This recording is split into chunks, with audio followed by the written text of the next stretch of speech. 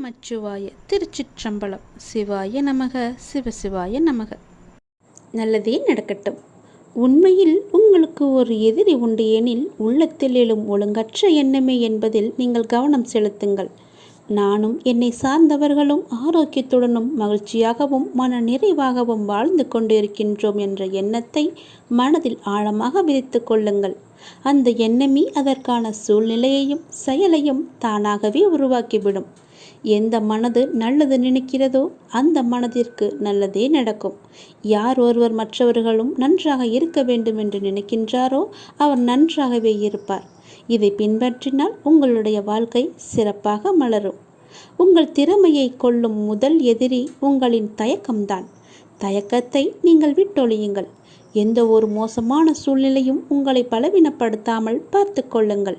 மாறாக நீங்கள் எப்போதும் ஆக்கப்பூர்வமான மனநிலையோடு தன்னை உறுதியாக வைத்து கொள்ளுங்கள்.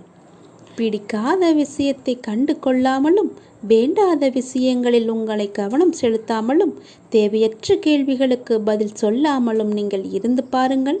உங்கள் உடலும் மனமும் ஆரோக்கியமாகவே இருக்கும். எந்த ஒரு பிரச்சனையும் உங்களை வந்து நேராது. உங்களுடைய நிம்மதியும் தொலையாது. நீங்கள் எப்பொழுதும் சந்தோஷமாகவே இருக்கலாம். எந்த ஒரு பிரச்சனையுமின்றி மகிழ்ச்சியாகவே வாழலாம். தேவையற்ற பேச்சுக்களை நீங்கள் குறைத்து கொண்டால், வீண் வாக்குவாதங்களை நீ தவிர்த்து கொண்டால், தேவையற்ற எண்ணங்களை நீங்கள் விலக்கி கொண்டால் எல்லாமே உங்களுக்கு நல்லதாகவே அமையும்.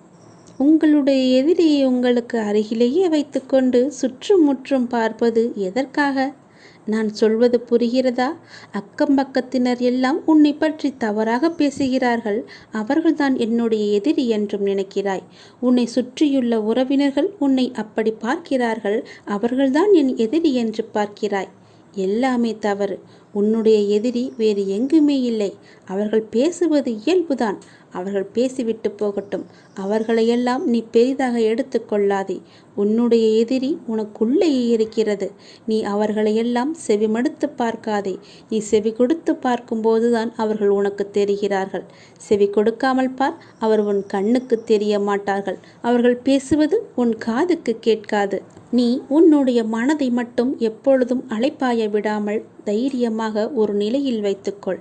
உன்னுடைய எதிரி மனம் அலைந்து கொண்டிருக்கிறது. அந்த மனதை பிடித்து ஒரு நிலைப்படுத்து. என்னிடம் கொண்டு வா. அதாவது என்னுடைய நாமத்தை நீ ஜபித்து கொண்டே இரு. எவ்வளவு பெரிய துயரமானாலும் துன்பமானாலும் கண்ணிமையில் நொடிப்பது போல ஒரு நொடியில் அந்த துன்பம் எல்லாம் காணாமல் போய்விடும். இது என்னுடைய வாக்கு. நான் சொல்வது நிச்சயமாகவே பலிக்கும். உன் எதிரியை முதலில் நீ அழித்துவிடு. தன்னை உணர்தல். நானே பிரம்மம், நானே ஈஸ்வரன் என்ற நிலையை எய்தி கடமைகளை ஒழுங்காக செய்வதன் மூலம் நம்மளுடைய ஆத்மா பலம் பெறுகிறது. இதற்கும் ஒரு கதை உண்டு. ஒரு நதியில் வெள்ளம் வந்து பாலத்தின் 2 பக்கங்களையும் அடித்து கொண்டு போய்விட்டது. பாலத்தின் நடுவே ஒரு குடும்பம் நின்று தத்தளித்து கொண்டிருந்தது. அதை பார்த்து பரிதாபப்பட்ட ஒரு பணக்காரர் ஒரு ஓடக்காரனை கூப்பிட்டு அவர்களை காப்பாற்றும்படியும் 100 ரூபாய் தருவதாகவும் சொன்னார். ஓடக்காரன் அவர்களை காப்பாற்றினான். 100 ரூபாய் எடுத்து அவர் கொடுத்தார். அவன் இது என் கடமை என்று கூறி பணத்தை வாங்காமல் மறுத்துவிட்டார். இந்த பலன் கருதாத கர்மமே கடமை என்பது நமக்கு. இதை கர்மம் என்பதை விட தர்மம் என்பதும் பொருந்தும். இத்தகைய தர்மம் தலைமாட்டில் நின்று நம்மை காப்பாற்றும். நாம் இன்று செய்யும் தானம் தர்மமே நம்முடைய 7-8 தலைமுறைக்கும் நிச்சயம் நம்மை தலைமாட்டில் இருந்து நிச்சயம் நமக்கு கை கொடுத்து காப்பாற்றும். நான் லண்டனுக்கு போனேன், நான் பாரிஸுக்கு போனேன், அனுபவித்தேன், இதை வாங்கினேன் என்று அகங்காரம் கடைசி காலத்தில் எந்த உதவியையும் செய்யாது. முதலில் இந்த நான் என்ற தன்மையை வென்றவர்கள்தான் பெரிய யோகிகளாக மாறுகிறார்கள். தான் என்ற அகங்காரம் இன்றி வருபவர்கள்தான் பெரிய யோகிகளாக மாறுகிறார்கள். அந்த யோகிகளிடம் இறைவனை வந்து தானாகவே அமர்ந்து விடுவார். தான் என்ற அகம்பாவம் இன்றி வரும் யோகிகளிடம் அந்த இறைவன் வந்து உனக்கு என்ன வேண்டும் என்று கேட்டால் பொன்னை கொடு, பொருளை கொடு என்று கேட்க மாட்டார்கள். என்னையே எனக்கு கொடு என்றுதான் கேட்பார்கள். இப்படி தன்னை உணர்ந்து கொண்டு விட்ட மாமனிதன் மரணத்திலிருந்து விடுதலை பெற்று விடுகிறான். அவன் இறந்து விட்டான் என்று சொன்னால் அவன் உடம்புதான் இறந்து விட்டது, அவனுடைய ஆத்மா சாகவே இல்லை என்பதுதான் பொருள். என்னையே எனக்கு கொடு என்னும் தத்துவத்தில் ஆன்மாவே உணரப்படுகிறது. அதற்குள் இருக்கும் ஈஸ்வரன் அறியப்படுகிறான். துயரங்கள் தோன்றாமல் சிரித்து கொண்டே அவன் மரணமடைந்து விடுகிறான். அதாவது அவன் உடம்பு அழிந்து விடுகிறது. இந்த ஆன்மா யோகத்தை மிக ஆழமாக நமது சித்தர்களும் முனிவர்களும் ரிஷிகளும் சிந்தித்திருக்கிறார்கள். இமயமலையில் குடி புகுந்தவன் மாத்திரை வாங்குவதற்காக மருத்துவரை பார்த்ததுண்டா? ஆன்மாவை உணர்ந்து கொண்டவன் பிறரிடம் கேட்டு தெரிந்து கொள்ள என்ன இருக்கிறது? அவனுக்கு சொல்வதற்கு தான் பிறரிடம் என்ன இருக்கிறது? அவன் ஆதியிடுமே ஒடுங்குகின்றான். அவனே அவனுக்குள் இருந்து அவனின் எல்லாவற்றுமாக நிறைவேற்றுகிறான். இதில் யார் யாரிடம் கையேந்துவது? அனைத்தும் அவனாகவே இருந்து அவனின் இயக்கமாக இருக்கும்போது அவனாகவே உணர்ந்தவன் உடனுக்குடன் உயர்வு பெறுகிறான். உணராதவன் காலம் தாழ்த்தி தெளிவு பெறுகிறான். இங்கே பற்றின்மை என்பது மிகவும் அவசியமாகிறது. அவன் நம்மினுள் நிலைபெற உணர்ந்து அவரிடம் சரணடையுங்கள். நல்லதே நடக்கும் உங்களுக்கு. என்னை கீழே தள்ளி அள வைத்து வேடிக்கை பார்த்தவர்கள் மத்தியிலே என்னை உயர வைத்து தூக்கி அழகு பார்ப்பவர்தான் என்ன நம்பிக்கை வைத்திருக்கிறாய். நான் சொல்வதை எல்லாமே கேட்டுக்கொண்டு தான் இருந்தாய். ஆனால் இப்போது சமீப காலமாக என்னை நீ அலட்சியப்படுத்தினாய். அன்றே கூறினேன், நீ அலட்சியம் செய்தாய். இன்றாவது நீ கேட்பாய் என்று நான் உனக்கு வந்திருக்கிறேன் உன்னிடம் ஒரு செய்தி சொல்ல. இது உனக்கான கடைசி வாய்ப்பு. நான் சொல்வதை கேள். தேவையின்றி அச்சம், பயம், பதற்றம் அடைவதை விட்டுவிட்டு உங்களையும் உங்களை சார்ந்தவர்களையும் சமூகத்தையும் மகிழ்வோடு வைத்திருங்கள். சிலர் எப்போதாவது பதற்றமும் பயமும் அடைகின்றனர். சிலர் அனைத்து விஷயத்திலுமே பதற்றம் அடைகின்றனர். ஆக மொத்தத்தில் இந்த பயம், அச்சம், பதற்றம் ஆகியவை எல்லாமே நம்மை கீழே இழுக்கும் சக்திகளாகவே எப்போதுமே இருந்து வருகிறது. பயமான அல்லது இக்கட்டான சூழ்நிலைகள் இருக்கும்போது நாம் எல்லோருமே பதற்றம் அடைந்திருப்போம். இது இயற்கைதான். அதே சூழ்நிலைகள் நமக்கு பழகும்போதோ மாறும்போதோ அல்லது அதிலிருந்து விலகும் போதோ பதற்றமும் பயமும் நம்மை விட்டு போய்விடுகிறது. இக்கட்டான சூழ்நிலையிலிருந்து விலகிய பின்னும் பதற்றம் தொடர்ந்தே நீடித்தால், சட்டென காரணமில்லாமல் ஏற்பட்டாலோ அல்லது அதன் வீரியம் அதிகரித்தாலோ அல்லது அன்றாட வாழ்க்கை முறையில் பெருமளவில் பாதித்து உடல் மன நலக்கேடுகளை விளைவிக்கிறது. இருந்த போதிலும் ஓரளவு பதற்றம் நல்லதுதான். நமக்கு அன்றாட வாழ்க்கைக்கும் அவசியமானதும் கூட. இது எதிர்பாராத விபத்திலிருந்தோ தாக்குதலிலிருந்தோ நம்மை காப்பாற்றுவது மட்டுமின்றி கவனத்துடன் இருக்க செய்து வேலைகளை திறம்பட செய்ய உதவுவதுடன் சிக்கல்களை சமாளிக்க தூண்டுகோலாகவும் இது இருக்கிறது. ஆனால் எல்லா நேரமும் பதற்றமாக இருக்கும்போது உடல் மன அளவில் பல உபாதைகளை ஏற்படுத்தும் வாய்ப்பும் அதிகமாகவே இருக்கும். எப்பொழுதும் கவலையுடன் இருந்தால் கவனம் செலுத்துவதில் சிரமம் ஏற்படும். எளிதில் எரிச்சல் அடைவது, மன சோர்வு போன்ற மன சிக்கல்களும் ஏற்படும். பதற்றம் காரணமாக வரும் உடல் மன உபாதைகள் எல்லாம் வேறு சில நோய்களுக்கும் பொதுவானவையாகவே மாறிவிடும். எனவே பதற்றம் காரணமாக இந்த உடல் சிக்கல்கள் வரும்போது வேறு ஏதோ நோய் வந்துவிட்டதாக தவறாக கணிக்கக்கூடாது. பதட்டம் என்பது ஒரு மனநோய் என்று. ஆனால் அதை தொடக்கத்திலேயே நாம் கிள்ளி எறிய மறுத்தால் அது மனநோய்க்கு வித்தாகிவிடக்கூடும். உடல் அளவிலும் மனதளவிலும் ஏற்படும் பதற்றத்தின் அறிகுறிகள் எந்த விதமான சூழ்நிலையில் ஏற்படுகிறது, எவ்வளவு நேரம் நீடிக்கிறது, எப்படி சரியாகிறது என்பதில் கவனம் செலுத்த வேண்டும். எப்பொழுதும் தளர்வு நிலையில் இருப்பது, உங்களுக்கு ஏற்படும் மன உளைச்சல், மன அழுத்தத்தின் காரணம் அறிந்து திறம்பட சமாளிப்பது பதற்றத்தை சரி செய்ய உதவும். மெல்லிய இசையை ஒலிக்கவிட்டு கண்களை மூடி இசையினையும் உங்கள் சுவாசத்தையும் மட்டும் கவனித்தவாறு அமர்ந்திருங்கள். நடைப்பயிற்சி, உடற்பயிற்சி, விளையாட்டு, யோகா போன்றவற்றையும் பதற்றம் தணிக்க பெருமுதவும் காரணிகளாக இருக்கிறது. மிகையாக நகைச்சுவை நூல்கள், தன்னம்பிக்கை அளிக்கும் நூல்கள், பொது அறிவை மேம்படுத்தும் நூல்கள் அல்லது இவை தொடர்பான வலைத்தளங்களை நீங்கள் பார்வையிடுங்கள். பதற்றம் தொடர்ந்து அதிகமாக இருந்தால் நீங்கள் மருத்துவரை சென்று அணுகக்கூட நேரிடும். மருத்துவர்கள் தவிர மனத்தத்துவ மருத்துவரையும் அணுகி ஆலோசனை பெறுங்கள். இல்லையென்றால் நான் சொல்வதை நீங்கள் கேட்டு அதன்படி நடந்து கொள்ளுங்கள். என்னை நீ அலட்சியம் செய்கிறாய், அதனால்தான் இவ்வளவும் உனக்கு. இன்றாவது நீ கேள், நான் சொல்வது போல செய். இதுதான் உனக்கான கடைசி வாய்ப்பாக நான் சொல்கிறேன். இன்றோடு உன் போராட்ட வாழ்வுக்கு முடிவுக்கு வந்துவிடும். நீ கவலையப்படாதே. இதை நீ ஒரே ஒரு முறை கேட்டால் என்றால் உன்னுடைய வாழ்வு இன்பமயமாக மாறும். உன் போராட்டம் எல்லாமே முடிவுக்கு வந்துவிடும். இது என்னுடைய சத்திய பிரமாணம். நீங்கள் முன்னேறுங்கள். கடவுள் மீதும் நம்பிக்கை வையுங்கள். உங்கள் மீதும் நம்பிக்கை வையுங்கள். எல்லாம் என் நன்மைக்கே நடக்கிறது என்று நம்பிக்கையுடன் சொல்லுங்கள். நம்பிக்கையுடன் உங்களுக்கு நீங்களே நினைவுபடுத்திக் கொள்ளுங்கள். தெய்வீக திட்டத்தில் அளவற்ற புத்திசாலித்தனம் இருக்கிறது. கடந்த காலத்தை பற்றி தொடர்ந்து யோசிக்காதீர்கள். எதிர்காலத்தை பற்றி அதிகமாக நீங்கள் கவலைப்படாதீர்கள். நடப்பது எல்லாம் நன்மையாகவே நடக்கும். அதனுடைய போக்கிலேயே நடக்கும். எதிர்காலத்தை பற்றி நினைத்து கொண்டு நிகழ்காலத்தை நீங்கள் வாழ விட்டு மறந்து விடாதீர்கள். நிகழ்காலத்திலேயே நீங்கள் வாழ்ந்து விடுங்கள். உங்கள் விதிக்கு நீங்களே சிற்பியாக இருங்கள். எப்போதும் நேர்மையாக சிந்தித்து சிறந்த சுய முயற்சியை நீங்கள் மேற்கொள்ளுங்கள். தனக்கு உதவி செய்பவர்களுக்கு கடவுள் நிச்சயம் உதவுவார். நீங்கள் நேர்மையுடன் மனதில் எந்த ஒரு தவறான குறிக்கோளும் இல்லாமல் செய்யும் முயற்சிகள் அனைத்துமே வெற்றி பெறும். எல்லா வளங்களும் தானாகவே ஒன்றின் பின் ஒன்றாக உங்களை நோக்கி வரும். உங்களுடைய துன்பத் துயரங்கள் எல்லாமே தானாகவே பனி போல ஓடிவிடும்.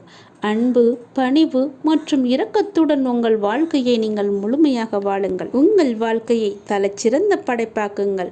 உங்கள் வாழ்க்கையை பற்றி எல்லோரும் பேசும்படி செய்யுங்கள். அவர் எவ்வளவு கஷ்டப்பட்டு முன்னேறி வந்திருக்கிறார், அவரை போல எல்லோரும் இருக்க வேண்டும் என்று ஊரார் பேசும்படி மெய்ச்சித்து வாழ பாருங்கள். நேர்மையுடன் நீங்கள் முயற்சி செய்யுங்கள். உங்களுடைய முயற்சி எல்லாமே தானாகவே வெற்றி பெறும்.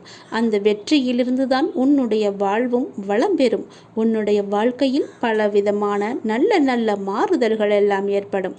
பல விதங்களில் உனக்கு எல்லாமே நல்லதாகவே நடக்கும். பல வழிகளில் உனக்கு பணமும் கிடைக்கும். அந்த வெற்றியை நோக்கி நீ சென்று கொண்டே இரு. நீ மற்றவர்களுக்கு உன்னால் முடிந்த தான தர்மங்களை செய்யும்போது கடவுள் உன்னுடனேயே தானாக வந்து விடுவார். யாரும் கேட்காத போது நீயாக சென்று உதவு. அவரின் கஷ்டம் அறிந்து அவருக்கு நீ உதவிப்பார். கடவுள் உன் கஷ்டம் அறிந்து உனக்கு உதவ முன்னோக்கி வருவார். அவரே எல்லா பிரச்சனையையும் தீர்த்து வைப்பார். உன்னால் முடிந்த உதவியை மட்டும் எல்லோருக்கும் செய்துவிடு. இன்றோடு உன் போராட்ட வாழ்வு எல்லாமே ஒரு முடிவுக்கு வரும் என்று சொன்னேன் அல்லவா? அது சத்தியமாகவே நடக்கும். என் மீது சத்தியமாகவே நடக்கும். இதை நீ ஒரு முறை கேட்டு அதன்படி நடந்து கொள். எல்லாமே உனக்காக சொல்லப்பட்டது. உன்னுடைய பிரச்சனைக்காக, தீர்வுக்காக சொல்லப்பட்டது. இதை நீ செய், நல்லது நடக்கும். ஆர்வமும் சிந்தையும் உள்ள பக்தர்களின் விருத்தியில் நான் இருந்து கொண்டே அவர்களின் தொன்று தொட்டு இருக்கும் அடர்ந்த அஞ்ஞானமாகிய இருளை என்னுடைய கருணையினால் மிக்க ஒளியுடன் விளங்கும் விவேகம் என்னும் ஞான தீபத்தினால் முற்றும் நாசமடையும்படி நான் செய்வேன் என்று நீ உணர்ந்து கொள். நல்லது ஒன்றை அடைய வேண்டுமென்ற சிரத்தை ஒருவனுக்கு இருந்தாலே அவனிடம் இறைவன் குடிக்கொண்டிருக்கிறான் என்று பொருள். இல்லையென்றால் அவனுக்கு மேற்கொண்டு என்ன செய்ய வேண்டும் என்பது கூட தோன்றாமல் இருக்கலாம்.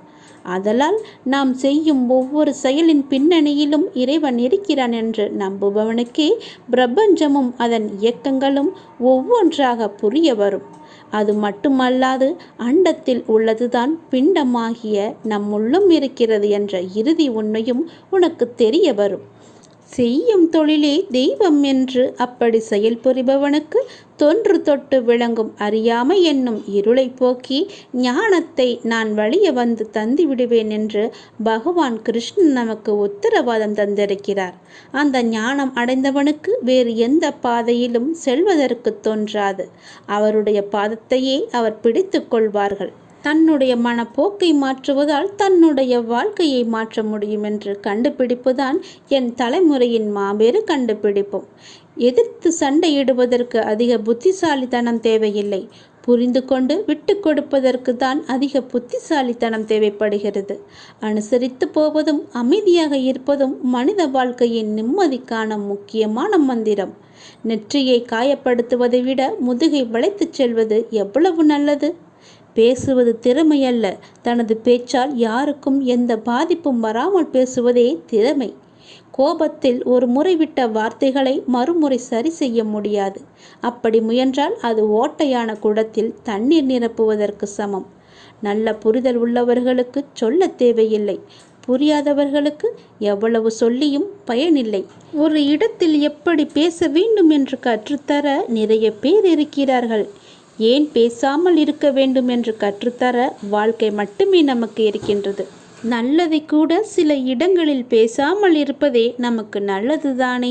காரணமின்றி ஒருவன் உங்களை அவமானப்படுத்துகிறான் என்றால் உங்கள் பாவத்தை அவர்கள் மொத்தமாக குத்தகை எடுப்பதற்கு நிகர்.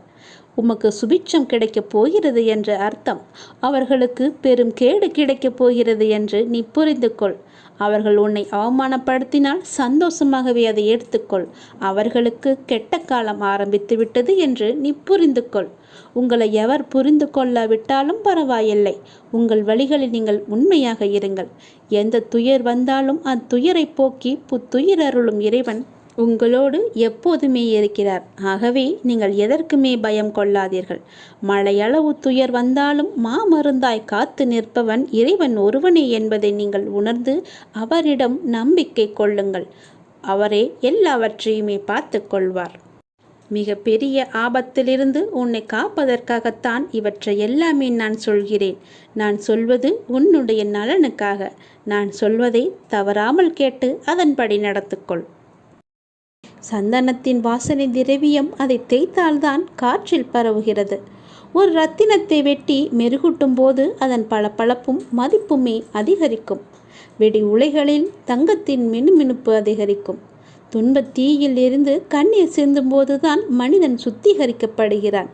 உண்மையில் கண்ணீர் உருகிய மென்மையான இதயத்தை குறிக்கிறது. கடவுளின் முன்னிலையில் ஆனந்த கண்ணீர் வருகிறது. கடவுள் அமைதியாக இருந்தால் வருந்துதல், குற்ற உணர்வு மற்றும் வலி ஆகியவற்றால் நமக்கு கண்ணீர் வழிகிறது. கண்ணீரை உடல் சுத்தப்படுத்தி கண்கள் பிரகாசமாக்கும் என்று மருத்துவர்கள் கூட சொல்கிறார்கள். இதயத்தின் ஆழத்தில் மறைந்திருக்கும் எதிர்மறை எண்ணங்களை துடைத்து மனிதனை உண்மையான உன்னதமாக்கும் என்று கவிஞர்களும் கூறுகிறார்கள். உண்மையில் கூறப்போனால் கடவுள் அருளிய கண்ணீர் ஒரு அற்புத மருந்தை போல மனித மனதை சுத்தப்படுத்தி தூய்மையாக்கி அழகுபடுத்தி மேம்படுத்துகிறது. நெருக்கடியான நேரத்தில் மட்டுமல்ல, எல்லா சந்தர்ப்பங்களிலும் எல்லா இடங்களிலும் நாம் கடவுளின் நாமத்தை ஜபிக்க வேண்டும். வாழ்க்கையின் இடர்களை சமாளிக்க கடவுள் நமக்கு ஒரு திடமான மனதை கொடுத்திருப்பார். துன்பம் இன்பம் இரண்டுமே இறைவனால் கொடுக்கப்பட்டவைதானே. எனவே இரண்டையுமே நாம் ஏற்றுக்கொள்ளதானே வேண்டும். இன்பம் வரும்போது நாம் ஏற்றுக்கொள்ளும் போது துன்பத்தை மட்டும் ஏன் தள்ளிவிட வேண்டும்? துன்பத்தை கொடுக்க தெரிந்த இறைவனுக்கு அதை போக்க வழி சொல்லி தரமாட்டாரா? நீ கவலைப்படாதே. கண்ணீரையும் புன்னகையையும் இறைவனின் பரிசாக நீ கருத வேண்டும். ஒளியின் முக்கியத்துவம் இருளில்தான் தெரியும். நீண்ட மணி நேர கடின உழைப்புக்கு பிறகுதான் ஓய்வின் மதிப்பை நம்மால் உணர முடியும். உழைத்து உழைத்து பார், ஒரு நிமிடமாவது உட்கார்ந்தால் தேவலாம் என்று உன் மனதுக்கு தோன்றும் அல்லவா? அப்படித்தான் இதுவும். துக்கத்தால் துன்பப்படும் போது இன்பம் என்னவென்று நமக்கு தெரியும். நமது பாவங்களை கழுவி பிரச்சனைகளிலிருந்து நம்மை சுத்திகரிக்கும் அப்பாவிற்கு நாம் எப்படி நன்றி இல்லாதவர்களாக இருக்க முடியும்? நாம் அவருக்கு நன்றி கூறிக்கொண்டே தான் இருக்க வேண்டும். ஏதாவது ஒரு ரூபத்தில் எப்படியாவது நம்முடைய கஷ்டத்திற்கு நிவாரணத்தை அவர் தந்து கொண்டு தான் இருக்கிறார். ஆனால் எந்த ரூபத்தில் வருவார் என்று நமக்கு தெரியாது. அது அவருக்கு மட்டும்தான் தெரியும். ஆகவே குரு மற்றும் ஆதி இறைக்கு நன்றி உடையவர்களாக நாம் இருப்போம். நாம் இன்று செய்யும் செயலுக்கு நாம் இறைவனுக்கு நன்றி சொல்வோம். இவற்றையெல்லாம் சொன்னது உனக்கு புரியாமல் தான் இருக்கலாம். இது நான் நேரடியாக சொல்லாமல் சில சூட்சுமமாகத்தான் சொல்லியிருக்கிறேன். அதை நீ புரிந்து தெளிந்து கொள். அப்போதுதான் உன் வாழ்வு எந்த பிரச்சனையும் இல்லாமல் இருக்கும். இதை நீ உதாசீனப்படுத்தாது. நம் மனிதராக பிறந்த அனைவருக்குமே சுதந்திரம் இருக்கிறது. சுதந்திரம் என்றால் என்ன? ஒரு மனிதர் தன் இஷ்டப்படி இருப்பதும், எவருடைய கேள்விக்கும் விளக்கம் அளிக்கக்கூடாது என்பதும், தன் இஷ்டப்படி பேசுவதும், மற்றவர்களின் உணர்வுகளை கேலியாக நகைப்பதும், இதை சில மனிதர்கள் சுதந்திரம் என்று நினைக்கிறார்கள்.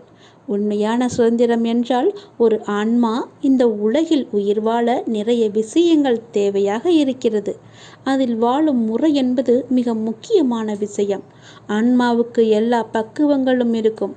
ஆனால் மனித உடலில் இருக்கும் ஆன்மா வெளியில் தன்னை உணர்ந்து காட்ட மிக அதிகமான பக்குவம் தேவை. அதற்கு சுதந்திரமான முறை மட்டுமே பக்குவத்தை போதைக்கும். ஒவ்வொருவருக்கும் ஒவ்வொரு கனவுகள் இருக்கும். அதை நிறைவேற்ற தனியாக பயணிக்க நேரம், தருணம், சுதந்திரம் என்ற சிறகுகள் இருந்தால் மட்டுமே நம்மால் பயணிக்க முடியும். ஒரு குழந்தையாய் ஒரு ஆன்மா இருக்கும்போது அது எழுந்து நடக்க பயிலும் போது பெற்றோர்கள் சொல்லிக் கொடுக்கிறார்கள். அந்த குழந்தை தன் கால்களால் முயன்று நடக்கும். அப்போது குழந்தை நடக்கட்டும் என்ற சுதந்திரத்தை கொடுப்பார்கள். அப்போது தன்னால் முயன்று எழுந்து நடக்க முடியும் என்ற எண்ணத்தில் நாளடைவில் அது இன்னும் அதிகமாக வேண்டும் என்று எண்ணுவார்கள். இதை வாங்கி தருகிறேன், அதை வாங்கி தருகிறேன் என்று கூறுவதை காட்டிலும் உன் சொந்த கால்களில் நின்று நிறைவேற்று என்று சொல்லுங்கள். உனக்கான சுதந்திரமாகவும் உனக்கான வழிகாட்டியாகவும் வருவேன் என்று எடுத்துக்காட்டாய் விளங்கும் தருணம் அது. அந்த ஆன்மா தன் சிறகுகள் மூலம் பறந்து தனக்கென்று உருவாகும் வழிகளை பார்க்கும். அப்போது நிறைய சஞ்சலங்களும் எதிர்மறை எண்ணங்களும் தோன்றும். அப்போது கலங்கரை விளக்கமாயிருக்க சில பக்குவப்பட்ட ஆன்மாக்கள் உங்களுக்கு வழிகாட்டுதல் வேண்டும். அப்படி ஒரு சமயத்தில் நீ என்னை சந்தித்தாய்.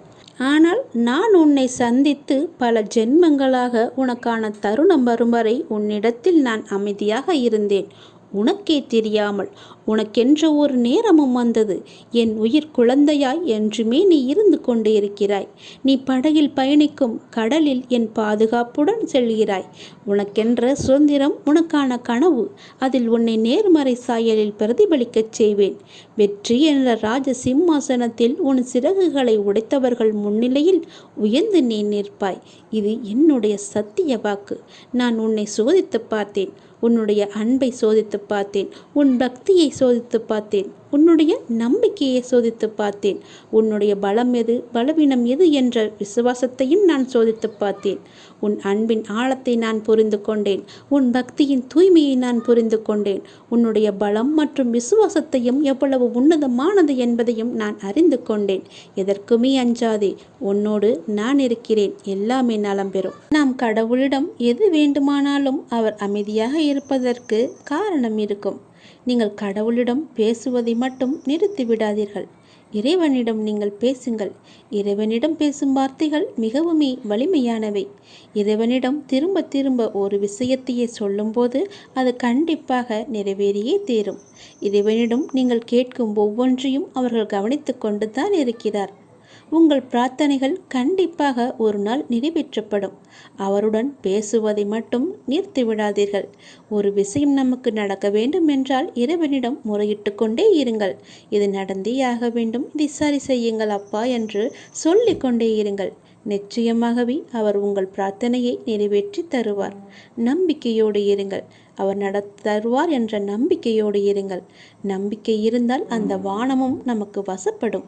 இந்த பிரபஞ்சத்தையே ஆளும் மிகப்பெரிய சக்தி உங்களது தேவைகளையும் கண்டிப்பாக நிறைவேற்றும்.